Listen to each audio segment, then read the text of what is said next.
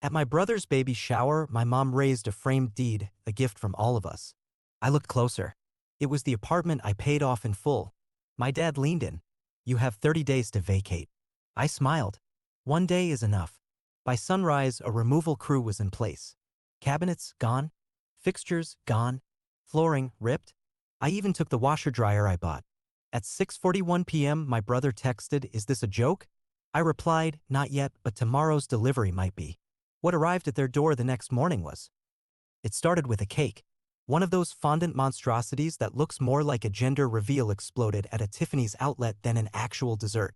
Baby blue ribbon, edible pearls, little plastic shoes balanced on top like the cherry of bad decisions.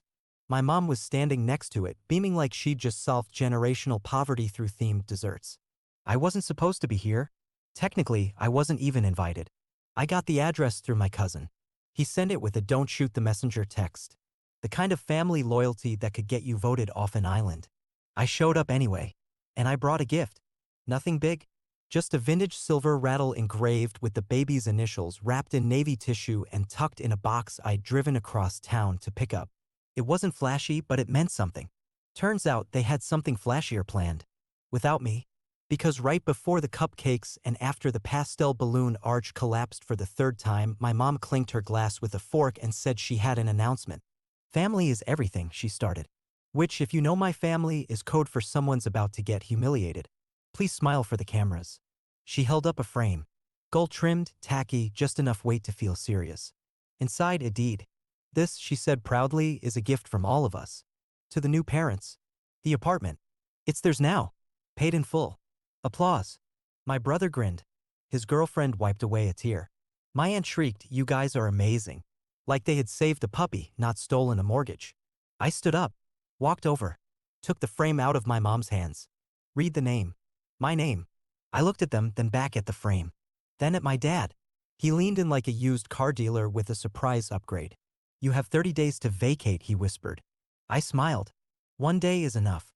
I handed the frame back, nodded to no one in particular, and walked out. Quiet. No scene. Not yet. By 5 a.m., the building manager had unlocked the front door. By 7 a.m., the removal crew was in place. By 9:30, everything they had brought into that apartment was gone. The flooring? Ripped. They paid for it. The crib, the curtains, the IKEA dresser with uneven legs, boxed. Even that Etsy wall sign that said, "Our little nest," peeled and trashed. I didn't touch what was mine. I just deleted what wasn't. By 11 a.m., it no longer looked like their home. It looked like mine. At 6:41 p.m., my brother texted, "Is this a joke?" I replied, "Not yet, but tomorrow's delivery might be." The apartment was never part of the plan. Not for me. Not for them. I bought it in 2020. Small. Quiet. From the closet to bedroom, walking distance from my job, good light in the kitchen. I never posted about it. Never invited anyone over. It was mine. That was the whole point. Then came my brother. At first, it was temporary. Just until we find something. He and his girlfriend showed up with 2 duffel bags, a yoga mat, and a cat. I said sure.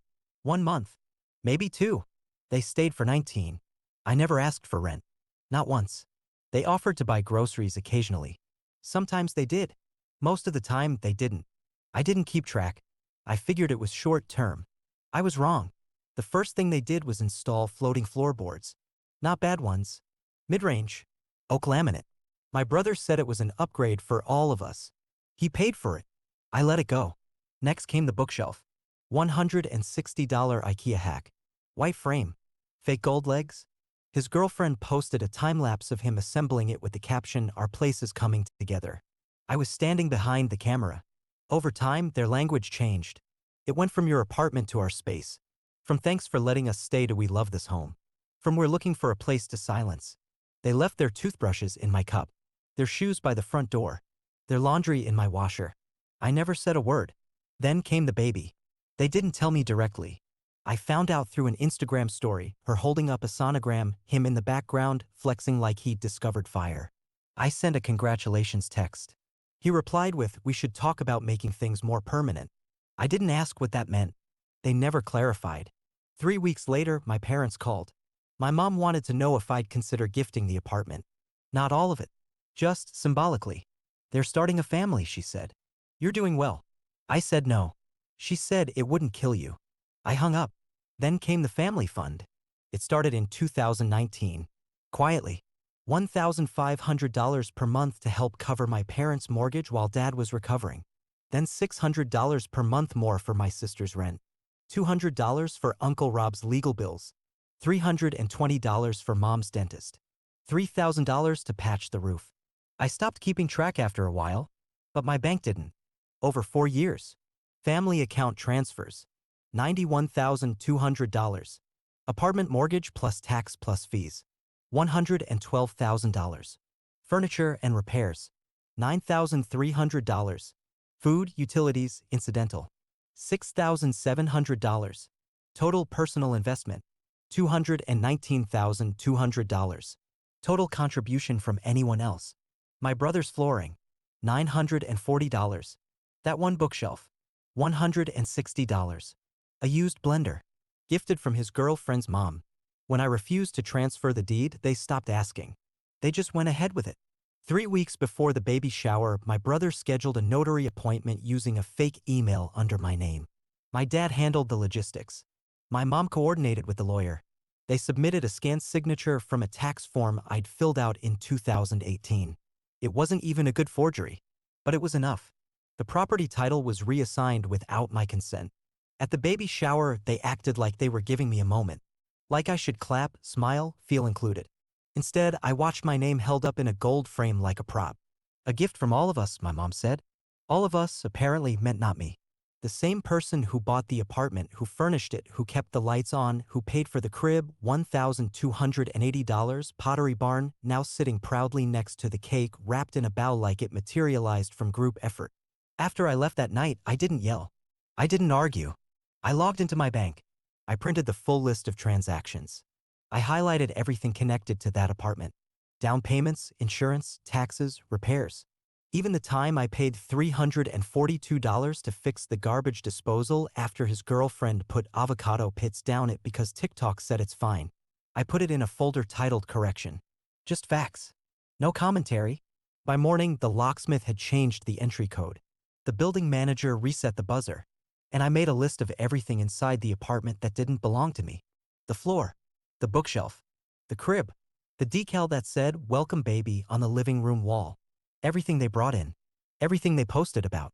Everything they called theirs. Gone. I didn't text my brother. I didn't threaten legal action. I didn't even explain. Because that's what they expected. And that's exactly what I wasn't going to give them. They thought I wouldn't react. That was the point, I think. If they made it loud, dramatic, official, I'd argue. But if they smiled enough, clinked glasses, held up gold frames, and used words like blessing and from all of us, maybe I'd stay quiet. Maybe they'd pull it off. They didn't pull it off. They crossed the line. 89:06 a.m. the next morning. A moving truck stopped in front of the apartment. Not my apartment. Not theirs. Just the space they tried to claim. The driver unloaded 64 flat-packed cardboard boxes. Each one had a label. Start fresh. They were clean, new, branded in black font with pre-marked lines for room, contents, owner. On the top box, a taped envelope. Inside, a printed packing guide. A checklist titled Everything You Brought. The categories were neat. Box 1. Baby clothes. Boxes 2 to 4. Unrequested nursery decor. Box 5. Shared toothbrush, still not mine. Boxes 6 to 11. Excuses. Box 12. Let's talk. Boxes 13 to 40. My silence. Boxes 41 to 62. Entitlement. Box 63. Their floor. Box 64. Dignity. Under that. You have 30 days. But I thought I'd help you get started. They saw it before noon. I know because the hallway camera caught my brother opening the door. He stepped back like the boxes were alive.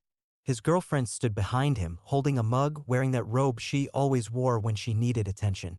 He bent down, opened the top one, looked inside. Empty. She started crying. I watched the footage with the sound off. That evening, my phone buzzed. Brother, what is wrong with you? Mom, this isn't how family behaves. Dad, you made your point. Enough. Sister, are you okay? Like actually okay. I didn't reply. Not to them. Not anymore. I'd already made my own spreadsheet. Everything I paid for. Everything I carried. Everything they took. I sent it as a single PDF. Subject. Apartment. Final numbers. At 4:17 p.m., my mother called again. I let it ring. She left a voicemail. We never meant to take it. It was symbolic. For the baby. I saved the audio file. Titled it symbolic.mp3. The next day, my brother showed up. He rang my buzzer 5 times. I watched him from the peephole. Hoodie. Sweatpants. Holding a half-folded box. I didn't open. He left the box on my doorstep. Inside. A note. You're really going to do this? After everything? I left it there until it rained. That weekend, I had the floors they installed delivered back. Every plank. Every screw. Every strip of underlayment. I labeled the box. Technically yours. Reclaimed. Included. Packing peanuts. A receipt. Paid by him. $940. A note. Rebuilding is easier with your own materials. They moved out in silence. No social media goodbye. No group chat drama. Just slow vanishing. By the end of the month, the apartment was mine again in every way that mattered. The smell of their candles gone. Their coats from the hallway gone. The baby named banner folded and returned. No one ever asked for the 64 boxes back. I assumed they used them. 1 month later, my mom sent me a group email. Subject, family reconciliation. It had bullet points. Let's not let money come between us. This can still be a win for everyone. Forgiveness is a gift. Remember who was there when you needed help. I didn't respond, but I forwarded it to myself with a new subject line. Family rebranding. Then I archived it. The apartment is quiet now. Some nights I leave the lights off and just listen. You can still hear the ghosts of their plans echoing in the walls. But ghosts are quieter than people and easier to remove. They tried being loud. Then they tried being quiet. Then they tried make. It started with a text from my sister. Let's just reset. No drama. No receipts. Clean slate. Then a call from my mom. Voicemail only. I know we've made mistakes. But you're the wise one. You always were. And then, my favorite, a message from my dad. Come to dinner. Let's talk man to man. They picked a Tuesday. I said yes. The restaurant was Italian. Mid-level. They thought the dim lights would make everything softer. They were wrong. I arrived second. They'd already ordered a bottle of wine. 2 glasses. I didn't touch mine. My mother launched first. We were under pressure. Then, everything was so chaotic with the baby. Then, we shouldn't have gone behind your back. But it was out of love. I let them finish their little soliloquy. Then I opened my bag. 3 items. Quietly placed on the table. A USB. A manila folder. A single laminated sheet. My dad reached for the USB. I pulled it back. You won't need that. I've already emailed it. To your employers. And to the bank. My mom froze. I handed her the folder. Inside, a notarized termination of all co-signed accounts. A legal notice revoking power of attorney. A signed letter ending my monthly contributions. No fanfare. Just documents. I looked at my sister. You're off the insurance plan. Effective last week. She blinked twice. Then tried to smile. That's okay. I'll figure something out. I nodded. You will. My brother didn't show up, but I sent him his own folder by courier. Inside, a bill for property use. An itemized spreadsheet of damages. A QR code to a Dropbox folder titled Resources to Get Started. Inside the folder, resume templates, cover letter samples, a mock LinkedIn profile, a short tutorial, how to apply for jobs when the free ride ends. That Saturday, I hosted a picnic. Not for family. For ex-family. Park table. Plastic cups. Name tags with first names and job titles. Except no one had job titles. So I brought extras. Each tag said, available. Ask me about my skills. My aunt cried when she saw hers. My cousin pretended it was a joke. My mom said, it's confronting. I said, that was the point. Then I handed out folders. Inside each, 1 printed copy of a job board URL, 1 fact sheet, budgeting for grown-ups, 1 sticky note. You said I was the responsible one, so I'm helping you become one too. The following Monday, I filed a report with the police. Not a lawsuit, not revenge, just a notification of identity misuse and title forgery. The officer at the desk asked if I wanted to press charges. I said, not yet. By Thursday, I received an email from my dad's lawyer. Subject, concern about escalation. Body, let's not destroy the family over some documents. We can work this out without legal involvement. This is not what your mother wants. I replied with 2 lines. You wanted life without me. Let me show you what that actually looks like. They stopped calling, stopped texting. But the silence didn't mean surrender. It meant confusion, which frankly was louder. No one spoke about me directly anymore. They'd stopped mentioning my name, even in the messages they accidentally sent to people who still knew how to forward screenshots. But I heard everything. My cousin from Indiana, the one who somehow ends up on every family chain whether she wants to or not, kept me looped in. Quietly. No commentary. Just raw data. FYI. She'd write and forward the text. Sometimes an audio message. Sometimes a photo. Like the one of my mother, wearing her healing scarf, restocking books in the local library. Apparently, she took a part-time job there. She told everyone it was to stay active. The real reason: insurance no longer covered her blood pressure meds. My cousin overheard her whispering about co-pays behind the help desk. She also sold 2 handbags, the ones she used to call investments. Now she calls them non-essential joy. My father downsized his car, not out of environmental conscience, but necessity. The dealership confirmed it. My cousin's boyfriend works there. Said he looked tired, confused about financing. Couldn't remember the model of the hybrid he was trading in. Dad now drives a used silver sedan. One headlight always flickers when turning left. Fitting. I know his office moved him to a smaller room. A junior partner mentioned it in a group call that got screen recorded and leaked. He mumbled something about just needing less space. He never mentioned the family phone I stopped paying for, or the data plan, or the calendar subscription. My sister moved in with her boyfriend's mom. Temporarily. Temporarily has lasted 5 months. The guest room has a rug that smells like wet dog and expired shampoo. She keeps saying it's transitional housing. She also posted a quote last week. Sometimes growth looks like falling apart first. Caption: UG. Mood. Her tuition plan, the one I used to cover in full, it's now split across 3 payment systems. She missed one of them. Got an email. Forgot her login. Called the university. Got put on hold. Cried. Hung up. Tried again the next day. She told all this to her cousin over coffee. The cousin called me after. Dryly. She's learning. My brother hosted the baby's first birthday party in their own apartment. I didn't get invited.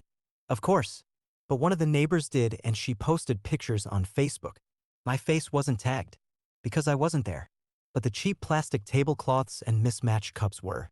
Apparently, the cupcakes were from a clearance bin. One balloon popped mid-sentence. The Bluetooth speaker wouldn't pair. No photographer. Just iPhone timers. The napkins had blessed written on them. Someone had crossed the word out with pen. No one smiled in any of the photos.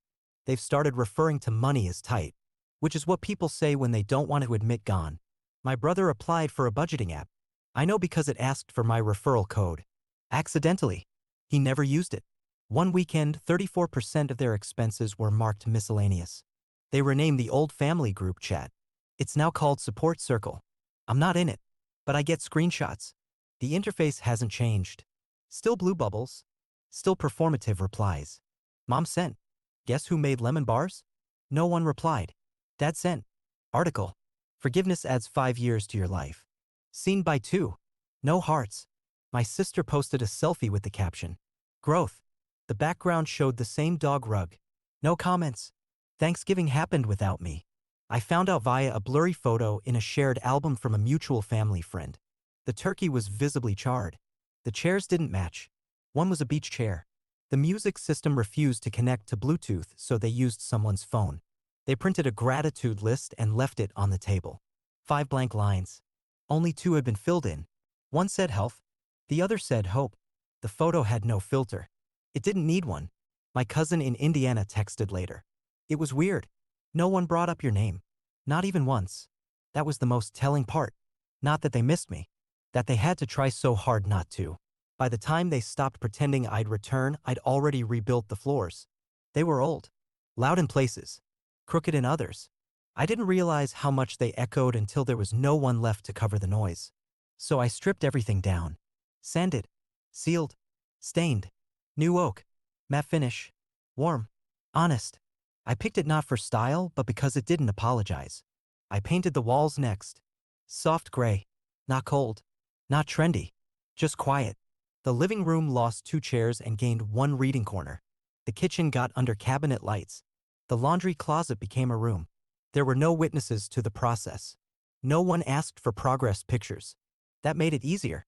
For the first time, I wasn't preparing a space for anyone else's needs. And then I met her. At a hardware store, of course. She was arguing over grout color with someone who clearly didn't care.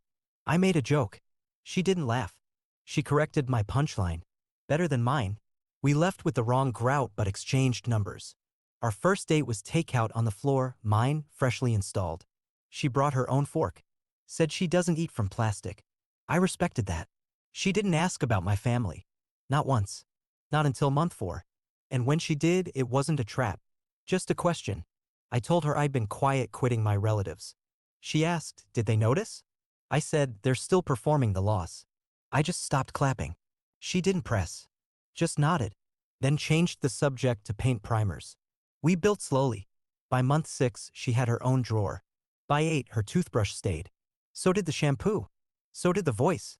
By month 10, we were engaged. By 11, we were expecting. She said it like a weather forecast. Calm. Clear. Inevitable. I didn't cry. But I sat on the kitchen floor for 20 minutes afterward holding the bowl she used every morning. It felt heavier. I didn't tell my family. There wasn't a moment that called for it. No announcement to ruin. No seat to leave empty. They found out through someone else. I got a text from my aunt. Congratulations. I guess. No follow-up. No address. No gift. Perfect. They didn't ask to be involved. And I didn't offer. Not out of spite. Just clarity. There's no space in a room designed for peace for people who only know noise. Now I spend mornings in a home that holds still. We argue sometimes. Over small things. Grocery lists. Parking spots. But no one yells. No one disappears. When the baby kicks, she laughs like she didn't expect it. Every time. There's a closet full of hand-me-downs we politely declined. And a crib we build ourselves. Some nights we sit in the nursery and say nothing. Because nothing doesn't hurt anymore. Silence has changed sides. It no longer means absence. It means enough.